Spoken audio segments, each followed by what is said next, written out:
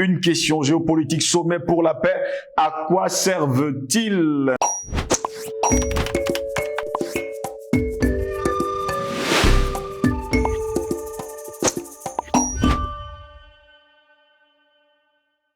Très heureux de vous retrouver sur Panafricaniste TV. Mesdames, messieurs, bonjour. Bienvenue à toutes et à tous à cette édition de Parole panafricaniste. L'Égypte accueille depuis samedi des dirigeants et représentants des pays arabes et occidentaux pour un sommet pour la paix. Au 15e jour de guerre entre Israël et le mouvement palestinien Hamas au pouvoir à Gaza, frontalière de l'Égypte. Le patron de l'ONU, Antonio Guterres, qui était vendredi à Rafah, le poste frontière entre l'Égypte et Gaza, a été présent dans tous les cas, ainsi que les dirigeants européens Charles Michel et Joseph Borrell, le roi de Jordanie Abdallah II et le président de l'autorité palestinienne Mahmoud Abbas et les chefs de diplomatie, notamment de France, de Grande-Bretagne et l'Allemagne, participent également au sommet qui se tient dans la nouvelle capitale qui borde le Caire. Le président égyptien Abdel Fattah al-Sisi avait initialement annoncé une conférence internationale sur l'avenir de la question palestinienne avant d'adopter pour un sommet pour la paix. L'Égypte se veut en première ligne sur le conflit israélo-palestinien et d'ailleurs ce n'est pas la première fois. Premier pays arabe à avoir signé la paix avec Israël en 1979, le Caire est un médiateur traditionnel entre Israël et les Palestiniens, notamment le Hamas. L'Égypte tient également l'unique ouverture sur le monde de la bande de Gaza qui ne soit pas contrôlée par Israël, Rafah. Et c'est par là que l'aide alimentaire et humanitaire a commencé à être acheminée samedi dernier aux 2,4 millions de Gazaouis pour moitié des habitants désormais sans eau ni électricité ni carburant. C'est aussi vers l'Égypte que les étrangers binationaux de Gaza devraient sortir car Israël a hermétiquement scellé l'autre point de passage pour les personnes de Gaza, le terminal d'Erez. De nous de poser là la question, géopolitique sommet pour la paix, à quoi servent-ils? Nous parlons de ces sommets. À quoi servent finalement ces sommets? Pour répondre à nos questions, nous sommes avec Patient Parfum d'Homme, c'est un homme politique. Patient Parfum d'Homme, bonjour, bienvenue à vous. Bonjour Sylvie Solengos, bonjour à nos techniciens, bonjour à nos millions d'internautes et merci pour l'invitation. Très heureux de vous avoir, Patient Parfum d'Homme. Vous avez suivi le sommet pour la paix qui se tient actuellement du côté du Caire. Nous de poser la question, à quoi servent finalement tous ces sommets? Oui, c'est pour donner l'impression qu'on n'est pas insensible à cette injustice, n'est-ce pas, qui dure depuis des décennies, qui frappe le peuple palestinien. Mais c'est aussi pour essayer d'attirer l'attention des uns et des autres sur une espèce de déflagration qui risque d'emporter complètement tout le Moyen-Orient. Oui. Mais en réalité, c'est de l'hypocrisie. Je dis que c'est de l'hypocrisie parce que M. Guterres de l'ONU qui était là sait pertinemment que depuis très longtemps, il y a des résolutions qui sont votées au niveau de l'ONU contre Israël, mais qui n'ont jamais été appliquées. La question palestinienne, elle n'est pas nouvelle. Elle dure depuis pratiquement 75 ans. Et elle n'a jamais trouvé de réponse objective. C'est l'occasion pour moi de condamner vivement la politique sioniste, mais surtout la politique de ce gouvernement d'extrême droite de M. Benjamin Netanyahu. Ce sont de véritables criminels. Ce sont de véritables criminels. On s'appesantit aujourd'hui sur cette opération menée, on dit pas le Hamas, moi je dis pas le Hamas, pas la résistance palestinienne. Parce qu'on oublie que dans cette opération, il n'y avait pas que les éléments du Hamas. Il y avait certes des éléments du Hamas en grand nombre, mais il y avait aussi des éléments de djihad islamique qui ont dit ouvertement qu'ils détiennent 30 otages actuellement israéliens. Il y avait aussi le FPLP, le Front de libération de la Palestine de George Abash, feu George Abash, et d'autres groupes armés qui ont participé à cette opération d'humiliation en réalité d'Israël. Pourquoi? Vous savez pertinemment qu'on nous disait que le territoire israélien était inviolable, ni par la terre. On a mis toute une barrière. Vous avez vu la barrière dont on disait hermétique. Si on vous sort les chiffres en termes de dollars qui ont été dépensés pour faire cette barrière, ça donne des frictions. Mais maintenant, au niveau des airs, il y avait le dôme de fer qui était complètement hermétique et qui ne pouvait pas permettre même à un caillou de rentrer de l'extérieur pour frapper Israël. Mais là, ce qu'on a découvert, c'était que quels qu'en soient les dispositifs que vous prenez, il y a toujours une faille. Il y a toujours un tendon d'Achille. Oui. Il y a aussi le fait qu'en face, on a des gens qui ont plus le temps d'étudier complètement ces points de faiblesse dans la défense d'Israël et qui ont réussi leur coup au-delà peut-être même de leurs attentes. Parce qu'ils sont pénétrés à plus de 5 km à l'intérieur de territoire israélien. Ils ont conquis des espaces. Ils sont battus pendant des jours en étant à l'intérieur du territoire israélien. Ça, on ne le dit pas assez. Ils ont détruit des pôles d'observation militaire d'Israël. C'est incroyable ce qui s'est passé. Alors, ce que nous devons savoir aujourd'hui, c'est que quand on parle de cette politique israélienne, depuis pratiquement 15 ans, la bande de Gaza vit sous blocus. De temps en temps, profitant des perfusions de la magnanimité de ces sbires israéliens qui de temps en temps laissaient passer un peu de nourriture, un peu de gaz, un peu de pétrole, un peu d'eau. Même l'eau est rationnée.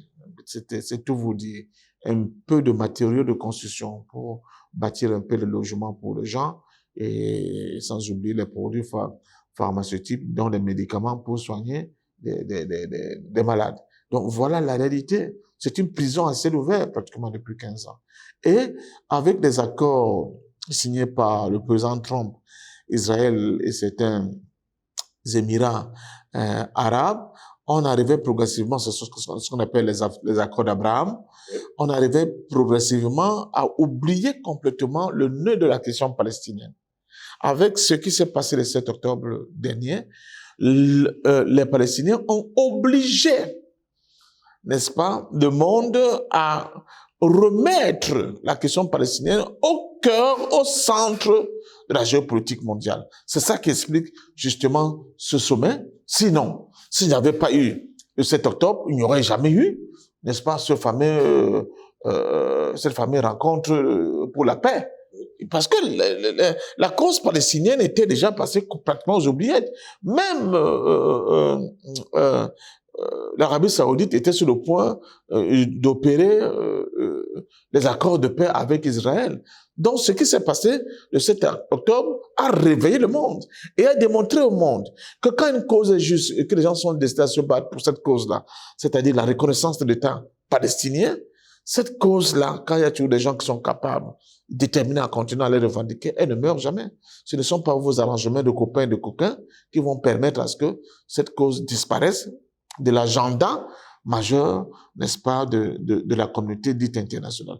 Donc, à mon sens, tout le monde a été surpris, les Arabes en premier, les Palestiniens ont obligé le monde entier à revenir sur l'existence de la question palestinienne et à se rendre compte qu'enfin aujourd'hui, les injustices, ce ne sont pas seulement les images que nous avons montrées, certes effroyables, mais la guerre, c'est aussi ça, des morts dans le camp israélien, mais de comprendre enfin que il ne se passait jamais pas de jour sans qu'un Palestinien soit tué par les Israéliens, sans que cela ne meuve personne. Les colonies de peuplement, ces gens-là, ces colons israéliens, armés, sont allés jusqu'à occuper des territoires qui étaient concédés, n'est-ce pas? C'est-à-dire que à la Palestine, c'est cette espèce de portions congrue. Mais même là-bas, ils allaient encore bousculer les Palestiniens chez eux, les sortir de chez eux, en faire des SDF pour occuper et leurs maisons, et leurs villages, et leurs espaces, en estimant que dans la Bible, il est écrit que je ne sais pas, Jacob avait habité ici. Et le monde regarde tout ça, impassible. Ils ne font rien. Même les puissances arabes avaient presque tourné le dos, n'est-ce pas, à la question palestinienne. Des Palestiniens qui n'abdiquent jamais, je le dis chapeau, ont décidé de réinscrire la question de leur avenir dans l'agenda mondial. C'est ça qui explique justement ce fameux sommet pour la paix, parce que l'Égypte est causée, l'Égypte est face à une situation. Israël, quand on dit un peu les intentions de M. Netanyahu, c'est d'occuper Gaza. Or, Gaza, comme vous l'avez si bien dit, c'est 2,5 millions de personnes. Ces 2,5 millions de personnes, même si on tue la moitié, l'autre moitié doit aller où? C'est dans le désert de Sinaï. Or, l'Égypte ne veut pas, n'est-ce pas, se coltiner cette population avec tous les problèmes que nous connaissons, dont les problèmes des frères islamiques que Al-Sisi lui-même a été obligé de mater chez lui pour occuper la place. Mais il n'y a pas que ça. Des questions sécuritaires que cela va poser, au-delà du fait que Israël va encore faire un hold-up sur un espace palestinien hautement symbolique, comme c'est le cas de Gaza aujourd'hui. Donc, tout ça a obligé les uns et les autres à être obligés de dire que attention, On aurait pu trouver quand même une autre solution avant d'arriver justement à ce sommet de la paix qui se déroule actuellement au Caire. Oui, mais vous savez, la diplomatie mondiale est faite d'hypocrisie. Il y a beaucoup d'hypocrisie dans les intentions. Il y a beaucoup d'hypocrisie dans les déclarations. Il y a beaucoup d'hypocrisie dans les démarches de certains États. Et il y a aussi beaucoup d'hypocrisie parce que avec les Américains dont on voit aujourd'hui que c'est eux qui sont, Israël n'est rien d'autre que le pont avancé de la présence américaine dans le Moyen-Orient pour sécuriser ces zones d'approvisionnement en gaz et en pétrole. C'est ça Israël. Les Américains ont pensé que avec une morgue, une condescendance, ils pouvaient imposer leur vision, la passe Amérique partout, quitte à écraser complètement la Palestinienne et à faire des peuples errants dans ce monde, alors que, selon même les accords de 67, ils ont de l'espace qui est occupé aujourd'hui par Israël. Et tout cela parce que les gens continuent de penser que la diaspora israélienne, qui est beaucoup plus forte dans le monde de la finance internationale et dans l'occupation de certains espaces géopolitiques dans le monde, opérait une pression sans nul pareil au niveau des élites politiques occidentales et leur imposer un agenda qui n'était pas l'agenda de la paix. Donc aujourd'hui, avec ce qui s'est passé, je crois que tout le monde a bien compris qu'il fallait revenir à la raison. Et vous voyez aujourd'hui, les États-Unis ont dépêché dans cette zone-là 2 porte-avions, dont le Gerald Ford, qui est le plus grand porte-avions au monde, avec plus de 3 000 à 5 000 hommes. Et tout de suite, on a vu la Chine envoyer aussi dans la zone 6 navires de guerre pour dire que nous aussi, nous avons une route de la soie, etc., etc. On veut aussi les sécuriser. Les Turcs, eux aussi, sont rentrés dans la danse. Je ne parle pas des Russes. Donc, finalement, c'est le statu quo. Je crois que l'occasion est rêvée plus que jamais, est aujourd'hui donnée plus que jamais, aujourd'hui d'arriver à obliger Israël à venir à la table de négociation. Je ne parle pas des remous en interne du côté israélien entre M. Benjamin Netanyahu et une partie non négligeable de ta population. Israël pourra-t-il venir à la table de négociation ou alors participer justement à ce sommet de la paix? Israël qui se prend pour le pays qui est au-dessus de tous les autres. Non, les rapports de force sont en train de changer. Les rapports de force sont en train de changer, d'autant plus qu'au-delà de la prétention d'Israël de continuer à avoir une vocation d'une lecture biblique de ce conflit, il y a les intérêts. On a découvert un important gisement de gaz.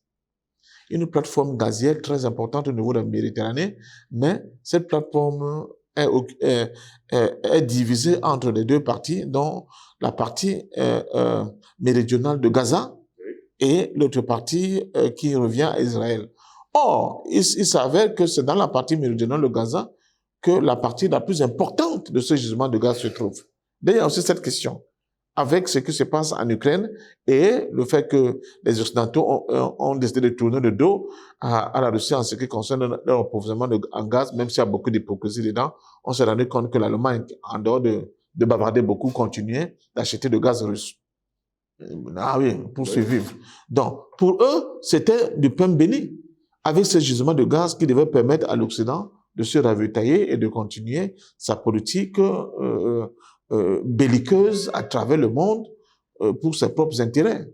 Donc là, tout le monde se rend bien compte que non, on ne va pas déposséder le peuple palestinien de cette richesse qui lui appartient. Et on ne va pas permettre à M. Netanyahu de s'en sortir par une pirouette en faisant cette guerre sale, cette guerre violente, cette guerre sauvage contre le peuple palestinien qui est éliminé comme des mouches. Nous sommes déjà à plus de 5 000 morts depuis le 7 octobre, depuis que les frappes ont commencé sur la bande de Gaza. Et c'est quand même que vous dormez avec des cauchemars. Vous revenez avec des cauchemars. Quand vous voyez les images des enfants qui sont détruits, des églises même. La 3e église la plus vieille de cette zone du Moyen-Orient, l'église Saint-Baptiste, a été bombardée par l'aviation israélienne sous le fallacieux prétexte que les éléments de Hamas s'y cachaient. On sait très bien aujourd'hui que la bande de Gaza est traversée par ce qu'on appelle le métro souterrain de Hamas, avec des tunnels et des trucs souterrains qui ont souvent 3, 4, 5, 6 étages, n'est-ce pas, en dessous du sol. Donc Hamas est bien préparé avec des tunnels défensifs, des tunnels offensifs, des tunnels d'entraînement, des tunnels de parking, de restauration, de point de vue alimentaire. Donc, toute une ville souterraine qui a été créée par le Hamas au vu de la contradiction qu'ils ont vue. Aucune bombe ne va atteindre les niveaux de ces tunnels-là. Donc, Israël sait pertinemment qu'ils ne vont pas gagner cette guerre. C'est ce qui explique le déferlement des opinions mondiales vues au vu de cette sauvagerie, de cette barbarie de Netanyahou, n'est-ce pas, sur les pauvres populations gazaouis, dont la moitié n'est pas du tout acquis au Hamas, n'est-ce pas? C'est inimaginable pour des gens qui prétendent avoir vécu la Shoah et qui se comportent comme ça vis-à-vis des pauvres populations qui leur ont rien fait. Donc, je crois que c'est une défaite, à la fois tactique et stratégique de la part d'Israël et des États-Unis d'Amérique, parce que, comme je vous l'ai dit, si les services israéliens, que ce soit les Shin Bet, que ce soit le Mossad, n'ont pas vu venir cette violente gifle de la résistance palestinienne, mais les services américains aussi. Les services américains aussi n'ont pas vu venir. C'est une défaillance aussi de leur côté, parce que tout le monde était concentré sur la Russie. Tout le monde était concentré sur l'Ukraine et sur la Russie. Tous leurs oreilles et tous les yeux étaient braqués là-bas. Ils ont oublié qu'il y a des conflits qui existent partout ailleurs dans le monde et que ces conflits-là sont des conflits majeurs qui sont des conflits qui orientent et qui déterminent la paix globale dans le monde. Non. Pourquoi est-ce que l'ONU ne fait pas respecter toutes les résolutions qui ont été prises entre Israël et surtout la Palestine? Mais parce que l'ONU, c'était machin. C'était un instrument de jeu entre les mains des puissances de l'argent. Les Rothschild, tout ce que vous voyez là, c'est eux qui financent cette institution. Donc, ils ont corrompu complètement l'essentiel, n'est-ce pas, des fonctionnaires de l'ONU. Ils ont corrompu complètement l'essentiel des départements qui doivent agir dans ce cadre-là. Tout le monde est presque tétanisé. Personne n'ose se lever pour dire à Israël ce que vous faites n'est pas normal. Sans oublier le droit de veto américain et anglais. Chaque fois qu'une décision est sur le point d'être prise contre Israël, ils introduisent le droit de veto qui annihile complètement ces décisions de l'ONU. Les dirigeants israéliens se comportent sur la place internationale comme si ils n'avaient de compte à rendre à personne. Ils n'avaient de compte, ils s'en fichent, ils déchirent des résolutions, ils insultent tout le monde. Ils disent que c'est eux seuls qui sont le peuple qui a le plus souffert. Je dis aujourd'hui aux Africains, nous avons souffert 1 milliard de fois plus que les Israéliens. La traite des Noirs, c'est quoi? Plus de 5 siècles d'esclavage, c'est quoi par rapport à la Shoah? Quand je le dis, les gens se fâchent, je le dis. Il faut le dire aux Africains. Et ce qui m'énerve encore le plus, si je suis un gosse, c'est certains Africains qui ont une lecture très, comment on appelle ça, très primaire de la Bible. J'entends les Africains me dire que, ah non, parfois vous ne pouvez rien faire. C'est le peuple élu. C'est le peuple qui a été choisi par Dieu. Donc, faites tout ce que vous voulez. Personne ne peut toucher à Israël. Israël va battre tout le monde. Je dis, j'ai quand même des amis qui disent aussi la Bible comme vous, mais ils n'ont pas la même lecture que vous, quand même, bon sang. Mais ces gens-là, ils sont de plus en plus... Vous voyez des Africains qui oublient qu'ils ont été vendus comme des animaux pendant 5 siècles. Le seul drame humain qu'ils connaissent, c'est la Shoah. Mais c'est incroyable. Nous ne disons pas que la Shoah n'est pas arrivée, mais elle n'est rien comparée à ce que le peuple noir a subi. Non. Non. Et qui continue d'ailleurs de subir. Non. Quand vous regardez l'Est de la République démocratique du Congo, les crimes qui sont commis là-bas, seulement pour s'accaparer des richesses du Congo, c'est quoi? Et un peuple qui a souffert comme ça devait être un peuple qui transpire la solidarité et la fraternité. Mais quand vous regardez l'attitude des gars de la droite israélienne là, mais vous dites, ben, peut-être que c'est eux qui étaient les héritiers de Hitler. C'est terrible. C'est incompréhensible. Oh, on a découpé les enfants à la hache, mais vous tuez les enfants des Palestiniens chaque jour. Il n'y a que leurs morts dont on peut planquer les figures quelque part. Regardez les Français ce qu'ils font. Quand j'ai écouté M. Poujadas pendant les moments de tension les plus hauts dans l'opération militaire spéciale russe en Ukraine, je me suis dit, mais je découvre vraiment un propagandiste nazi de feu. M. Poujadas avait essayé. Mais avec cette opération militaire israélienne sur la bande de Gaza, j'ai découvert un autre. Un certain Pascal Pro, ancien commentateur sportif, devenu le maître, n'est-ce pas, des Agora au niveau de CNews. Mais ce gars, c'est un nazi. C'est incroyable. Mais comment les êtres humains peuvent être comme ça? Et maintenant, quand vous allez dans les parvis des mairies françaises, on placate, comment dire ça, les photos des enfants israéliens qui ont été tués, évidemment. Les enfants palestiniens qui meurent par milliers, eux n'ont pas de visage. Ils n'en valent pas la peine. Ils n'en valent pas la peine. Leurs morts n'ont pas de valeur. C'est cette injustice-là. Pour des gens comme nous, qui avons l'héritage de l'esclavage, nous ne pouvons pas l'accepter. Nous disons, nous sommes pour la fraternité mondiale. Nous sommes pour 2 États vivant côte à côte et paisiblement. Et c'est possible. Avec pour capitale Jérusalem, divisée en 2. Que les gens s'expriment dans leur religion comme ils veulent, mais de manière fraternelle. Le monde peut, c'est capable, on est capable d'arriver à ce niveau-là. Le charme de la mission christique, c'est l'amour. Oui. C'est l'amour. Il n'y a rien au-dessus de l'amour. Vous ne pouvez pas vous exprimer en disant parce que vous voulez protéger les vôtres, vous êtes prêts à écraser complètement le monde. Non. Au contraire, Jésus a été capable de se sacrifier, se donner en holocauste pour que règne quoi? L'amour. Ces gens-là ne le comprennent pas. Alors moi je me pose la question, ils disent les mêmes livres sacrés que nous. C'est quoi cette histoire? Donc, je dis donc que ces gens-là, ils ont d'autres projets qui n'ont rien à voir avec ce que... J'ai oublié de vous le dire. J'ai un frère qui est mort. Il avait mené un charter en Israël pour visiter Israël. Il est pasteur d'une église. Ça me permet de dire à sa famille, d'adresser mes condoléances. Il s'appelait Anselme Benoît Boumson. Et à la fin, presque de leur... comment vous appelez ça? Pèlerinage. C'est ce jour-là que les bombes ont commencé à éclater. L'attaque a eu lieu. Il a une crise. On parle d'une crise au niveau du genou, et moi je ne comprends pas très bien. 2 jours plus tard, il est revenu aussi au Cameroun sur un fauteuil roulant et le lendemain, il est mort à l'hôpital général. Alors, les gens qui ont fait partie de cette équipée, ça veut dire que vous êtes ici. Il faut aller voir les murs de lamentation pour voir Dieu.